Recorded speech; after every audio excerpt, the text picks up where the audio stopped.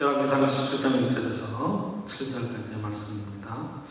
길라스에 오고 하는 자 중에 디셉 사람 엘리야가 아합에게 말하되 내가 섬기는 이스라엘의 하나님 여호와께 살아계심을 두고 맹세하노니 내 말이 없으면 수년 동안 비도 이슬도 있지 않으리라 하니라.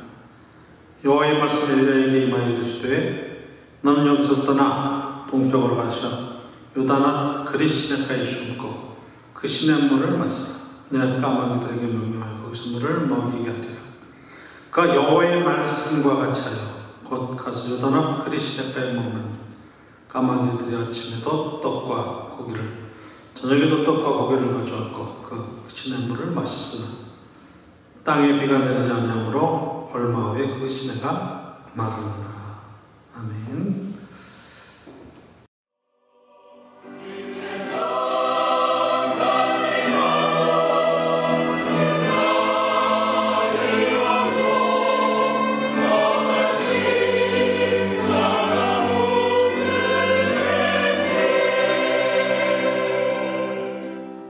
왕정시대 하나님의 말씀을 전했던 예언자들이 등장합니다.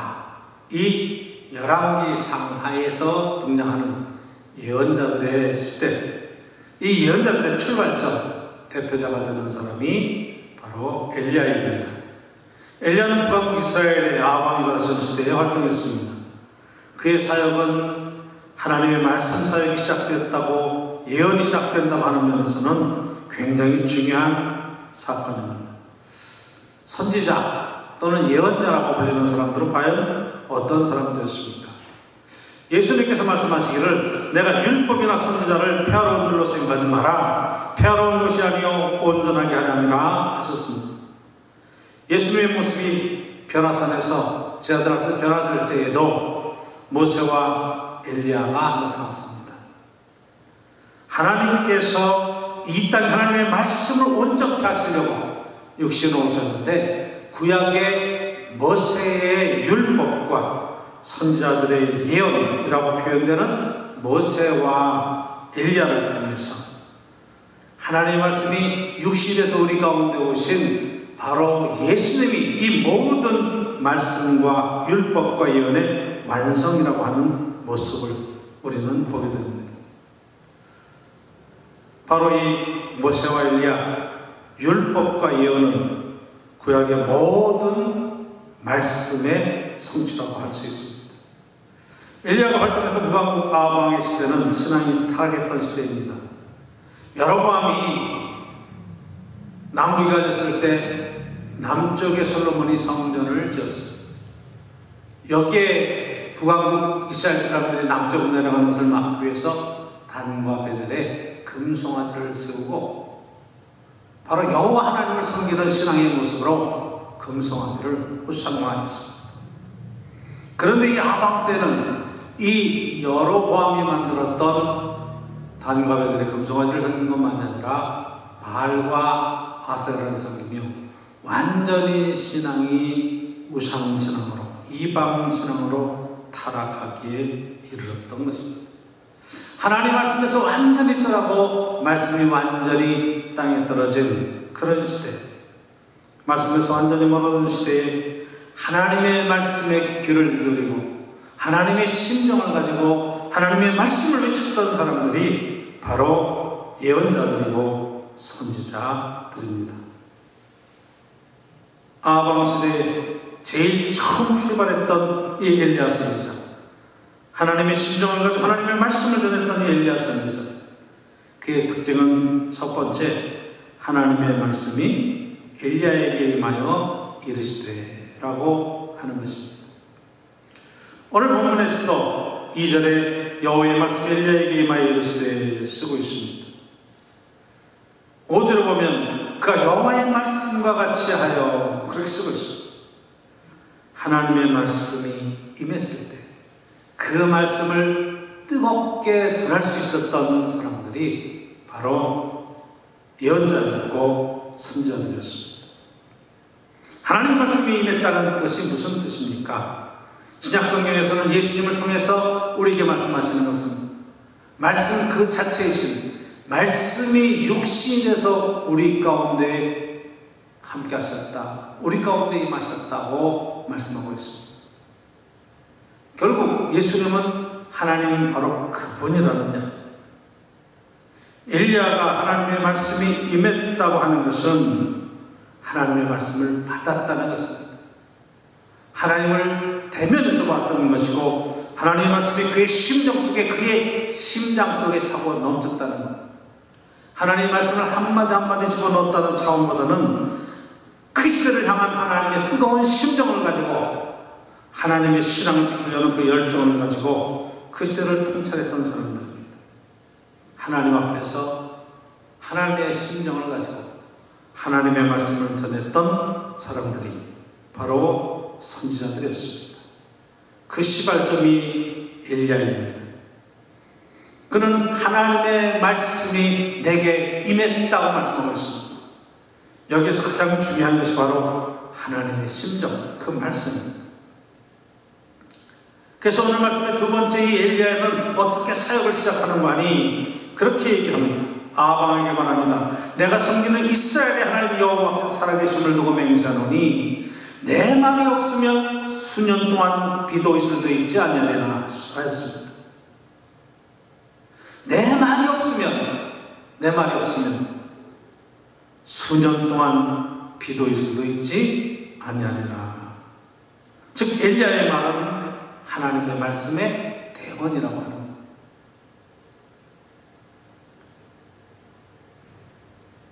여기서 엘리야는 하나님의 말씀을 전하는 선지자였습니다.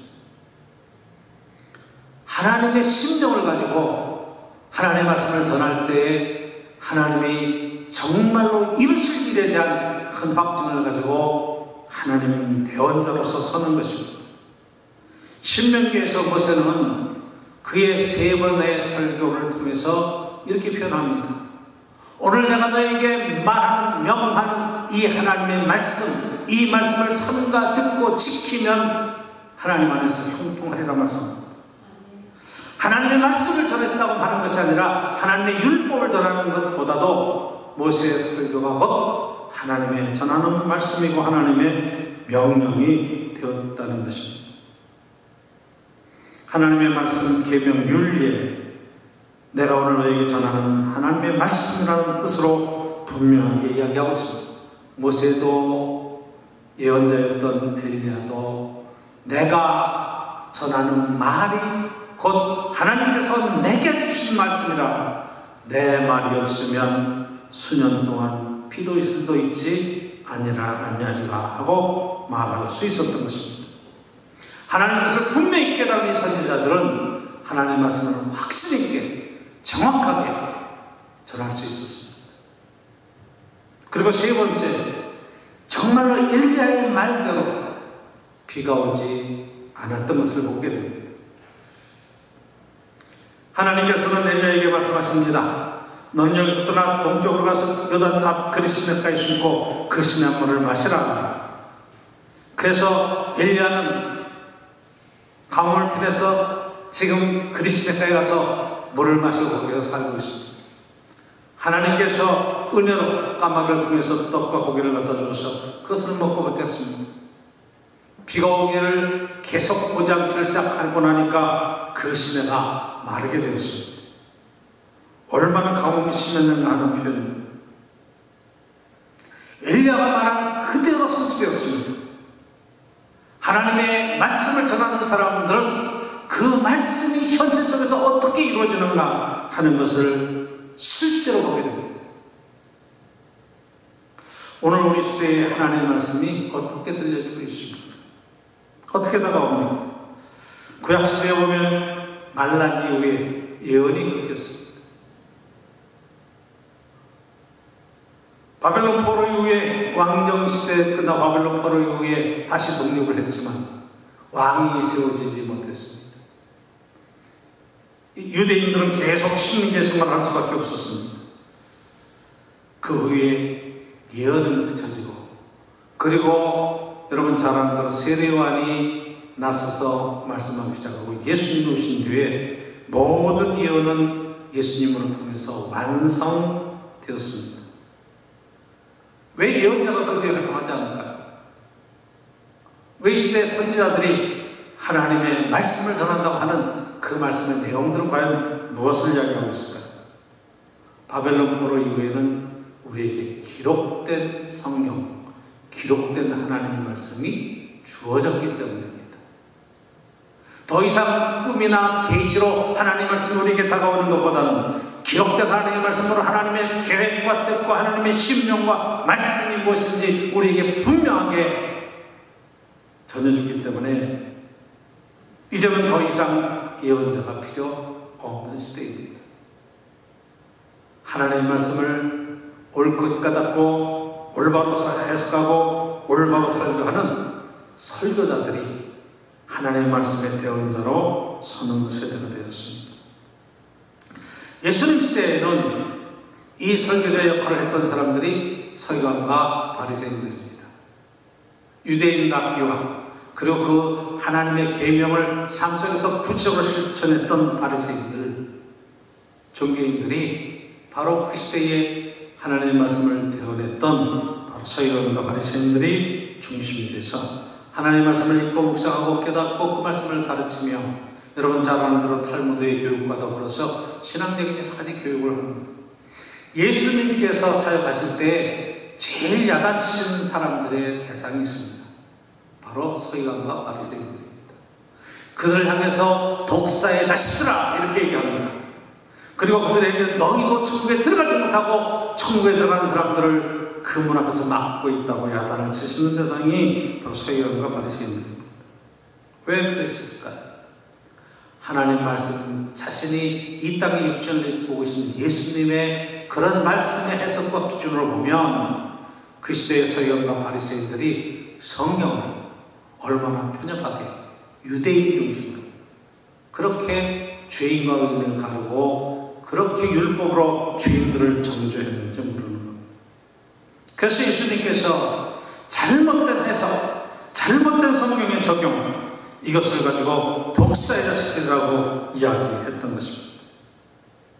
오늘 시대에 하나님의 말씀을 전하는 설교가 얼마나 중요한가 우리는 이것을 더 깊이 생각해 봐야 됩니다. 하나님의 말씀을 전하는 책임이 참 큽니다.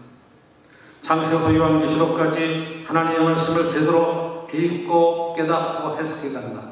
이 시대에 하나님의 말씀을 전하는 하나님의 사자로 쓴다는 것은 정말로 귀한 겁니다.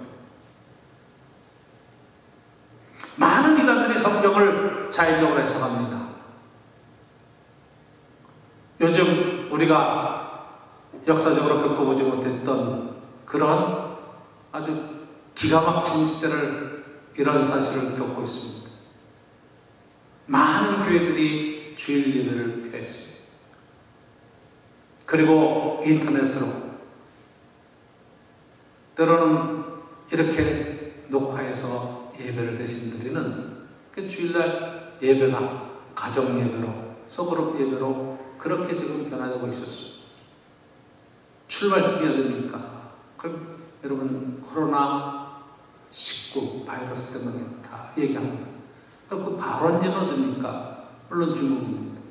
그러나 대한민국이 교회가 이렇게까지 사회가 이렇게까지 혼란하게 되는 것은 바로 신천지 그 특성에 있는 것을 보여요. 신천지의 제일 큰 성경 해석의 오류는 바로 여기에 있습니다. 하나님의 말씀을 전하는 주의 종들의 사명은 시대의 모든 상황을 뛰어넘는 하나님의 은혜와 회복과 그리고 축복된 삶을 전하는 것인데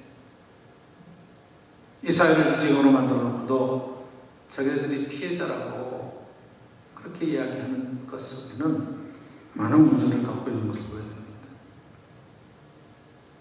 이단들이 성경을 서서히 풀다가 많은 사회적인 문제를 일으키고 인생이 파탄되고 가정이 파탄되는 그런 일들을 당합니다. 그런 일들을 일으키면서도 자기네들은 박해받고 있다, 핍박받고 있다 이렇게 자기를 잡아가는 것입니다. 그렇게 변명하는 겁니다. 한 가지만 봐도 확인할 수 있습니다.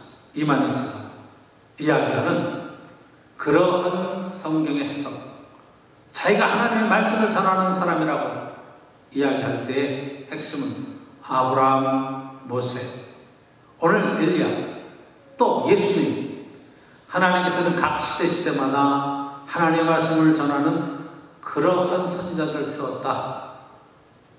이 시대의 선지자는 이만희 돈입니다. 이렇게 얘기하는 거예요. 성경 해석의 한 부분이지만 비슷한 것 같은데도 여러분 근본적으로 잘못된 거예요.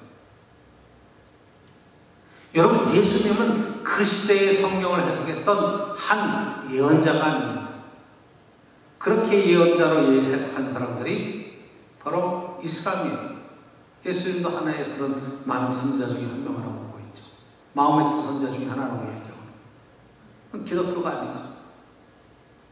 근데 예수교라고 이야기하는 이름을 쓰면서도 이만희 씨는 지금 그렇게 성경을 해석하고 자기를 하나님의 말씀을 맡은 자, 그리고 하나님의 말씀을 전하는 구원자라고 얘기하고 있어요.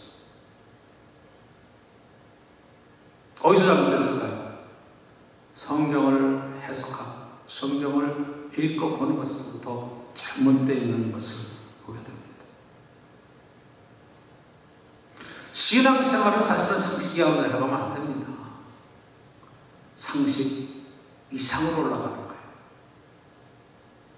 그런데 많은 이야기들 속에서 상식 이야기를 하잖아요.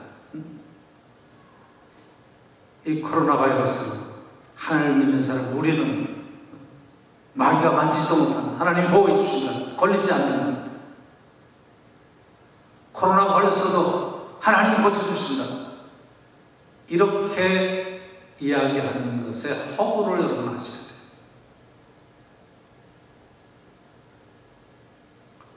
하나님께서는 물론 개인적인 신앙 고백 속에 기적도 베푸시고 병에서 보호도 하시고 고치시기도 하십니다. 그러나 예수 그리스도의 십자가를 통해서 우리에게 나타난 하나님의 귀한 뜻과 그 은혜는 하나님 보좌를 버리시고 가장 낮은 곳으로 낮아지셔서 죄인들을 구원하시고 용서하시고 섬기며 그들의 가장 비참하고 힘든 삶 속에서 희망의 메시지를 주고 그리고 일으켜 세우고 그리고 생명을 주시는 하나님의 귀한 삶, 하나님의 아들 딸로 세워가시는 하나님의 위로의 삶이 그 가운데 들어있는 거예요. 자기 힘이 있습니까? 그 안에는 하나님의 자기의 사랑이 있어요. 성경 해석에 우리가 근본적인 것을 봐야 돼요. 얼마 전 얘기를 들어보니까 신천지에서 전도를 못하면 100만 원씩, 110만 원씩 벌금을 내라고 했다는 거예요. 그 전도 못한 사람들은 막 벌금을 실제로 낸대요. 근데 전도 제일 많이 한 사람에게 그것을 해서 상을 준다고 그랬는데 1등을 누가 했냐? 이만희가 받았다는 거예요. 이만희가 가져갔다는 거예요. 아니, 교주가 무슨 전도를 합니까? 다 교인들이 하는 거지. 생각해보세요. 자기가 가져갔어요. 그 돈이 얼마가 되는지 얘기해요. 2등 상품도 상금을 줬대요. 10만 원씩 줬대요. 그러니까 이게 상식 이하잖아요. 상식 이하. 그래서 좀 자꾸 되어지는 사태 속에서 만약에 자기가 그 총회장이고 대표고 거기에 책임자라면 나와서 대국민 사과도 하고 그리고 이런 무리를 일으켜서 죄송하다고 이야기하고 그리고 신천지 모든 성도들이 자발적으로 그렇게 어쨌든 전염병의 이 확산을 막을 수 있는 그런 노력과 헌신하는 모습들을 보여줘야 되는데 그런 게 전혀 없잖아요. 여기 문제가 있는 거예요. 우리가 하나님의 말씀에 귀를 기울여야 됩니다. 그리고 그 말이 실제로 어떻게 현실에서 이루어지는가 하는 것을 볼 수 있어야 됩니다. 엘리야가 내 말이 없으면 수년 동안 비도 있어도 되지 않냐지라 그렇게 얘기했으면 그게 정말인지 거짓말인지 그의 삶을 돌아보면 아는 거예요. 그 실제로 그게 비가 오나 안 오나 보면 되는 거예요. 그 말대로 되느냐 안 되느냐 제일 중요한 겁니다. 하나님의 말씀은 1.1획도 틀림이 없이 이 땅에서 약속으로 이루어지는 것을 우리는 봅니다.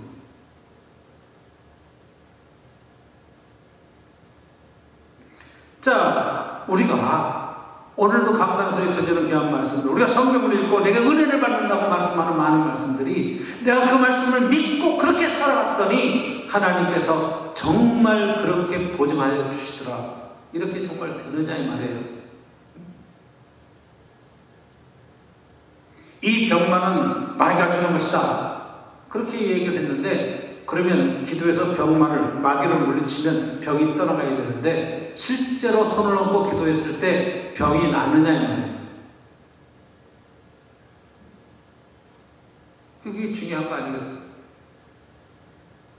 자, 많은 경우에 우리가 속는 것은 되어지지 않을 일들에 대한 것들에 대한 헛된 희망을 품는 것. 하나님께서 우리에게 기적을 베푸신다고 말씀하시는 것은 우리가 하나님의 약속의 말씀을 믿고 따라갔을 때 하나님께서 우리의 노력과 우리의 수고에 쓰는 모든 것들을 뛰어넘는 하나님이 이루시는 놀라운 계획들이 있기 때문에 그런 거예요. 오늘도 저희들이 하나님의 말씀에 귀를 기울여야 됩니다. 그리고 이 말씀이 정말로 하나님께로부터 온 건지 아니면 내 마음의 생각인지 아니면 사탄의 유혹인지, 이게 지금 분별해야 돼요. 내가 꿈을 꾸다가 잠을 자다가 하나님 말씀을 들었습니다. 내가 기도하는데 하나님의 음성이 내게 들렸습니다. 그러면 여러분 조심해야 돼요. 그 말씀이 어떻게 내 삶 속에서 이루어지는가를 분별해 봐야 돼요. 기다려 봐야 돼요. 그 말씀대로 성취된다 그러면 그 하나님 주신 게 틀림이 없어요. 그런데 그 말한 대로 안 이루어져요. 그럼 그것은 우리가 미혹받은 겁니다. 그러니까 성경을 읽다가 우리가 은혜를 받습니다. 근데 그 은혜의 말씀이 내 삶을 변화시키는 능력으로 다가오지 못하면 그것도 다시 한번 생각해 봐야 돼요. 오늘도 하나님의 약속의 말씀은 내 삶 전체를 통해서 성취되어지는 축복으로 우리에게 다가오는 겁니다.